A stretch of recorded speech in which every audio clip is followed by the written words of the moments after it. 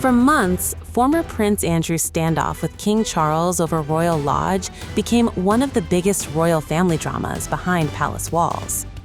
The disgraced former royal had reportedly dug his heels in, refusing to leave the sprawling 30-room Windsor estate despite mounting pressure from his older brother. But now, a fresh revelation is raising new questions about what may have finally convinced Andrew to walk away. According to a newly released report on royal residences, Princess Beatrice and Princess Eugenie continue to enjoy heavily discounted homes and royal properties in central London. And here's the detail turning heads. The reduced rent isn't being paid by the sisters themselves. Instead, the cost is reportedly being covered by King Charles. The arrangement is said to have originated during Queen Elizabeth's reign, but Charles has continued it even after Andrew's dramatic fall from royal life. Now, royal author and historian Andrew Lowney believes there may have been more going on behind the scenes than the public ever realized. Lowney suggests Andrew may have struck what he describes as a possible deal with the king during negotiations over Royal Lodge. The theory? That Andrew agreed to surrender the mansion after receiving assurances that his daughters would continue to be looked after. According to Lowney, quote, "Perhaps some deal was done. Take care of my daughters and I'll fall on my sword." While there is no official confirmation that such an agreement existed, the suggestion has reignited interest in the tense conversations that reportedly took place between the royal brothers. After all, legally, Andrew didn't actually have to leave Royal Lodge.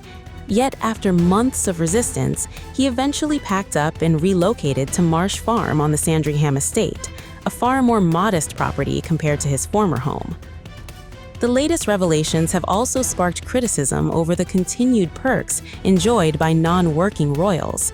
Lowney called the arrangement extraordinary and questioned why family members who no longer carry out official royal duties should continue receiving such benefits. And according to previous reports, tensions between Charles and Andrew had reached breaking point before the move. Royal insiders claims the king had grown weary and furious over the situation, eventually making it clear that Andrew could no longer continue enjoying the privileges associated with his former position. Now, with details of Beatrice and Eugenie's housing arrangement coming to light, attention is once again shifting back to one lingering question. Did Andrew finally leave Royal Lodge because he was forced to, or because he secured something he cared about even more, his daughter's future? The report also revealed that Andrew had been subletting multiple properties connected to the Royal Lodge estate, adding another layer to the ongoing scrutiny surrounding his finances and lifestyle.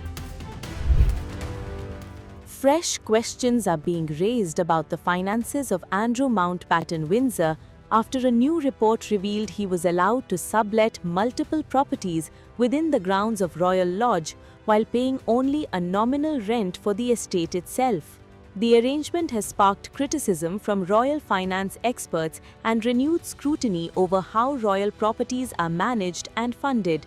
Here's what the latest findings reveal.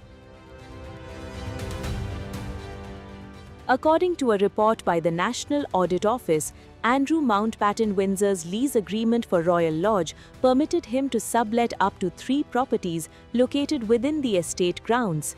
The report did not disclose how much income was generated through the arrangement, nor how long the cottages were occupied. However, critics argue that the lack of transparency raises significant questions about public accountability.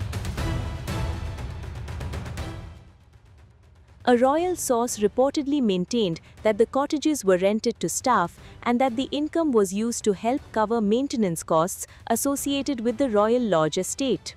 The revelations come amid broader scrutiny of royal property arrangements following concerns about the terms under which ex-Prince Andrew occupied Royal Lodge, a substantial Windsor estate he leased in 2003. Under the agreement, Andrew reportedly invested millions of pounds into renovations, reducing the upfront premium he was required to pay while allowing him to occupy the property under highly favorable terms. former Liberal Democrat minister and royal finance commentator Norman Baker criticized the arrangement, claiming cottages in the area could command substantial annual rents. Baker argued that any proceeds from subletting should have flown back to the Crown estate rather than remaining private income. The report also highlighted other royal housing arrangements, including residences occupied by non-working royals whose accommodation costs are reportedly covered through royal funding mechanisms. Meanwhile, Andrew has already surrendered Royal Lodge and relocated to a smaller residence on the Sandringham estate. The former Duke of York remains within a notice period connected to the termination of his lease. The National Audit Office stated that its report was not intended to assess value for money.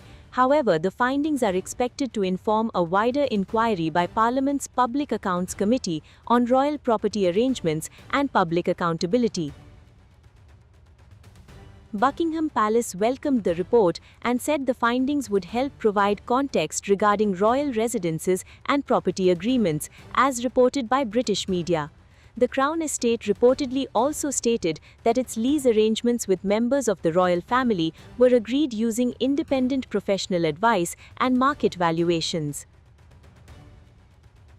As parliamentary scrutiny intensifies, the debate over transparency, royal finances, and public accountability appears far from over. Whether the upcoming inquiry produces further disclosures remains to be seen. But the latest revelations have once again placed Andrew Mountbatten Windsor and royal property arrangements firmly under the spotlight.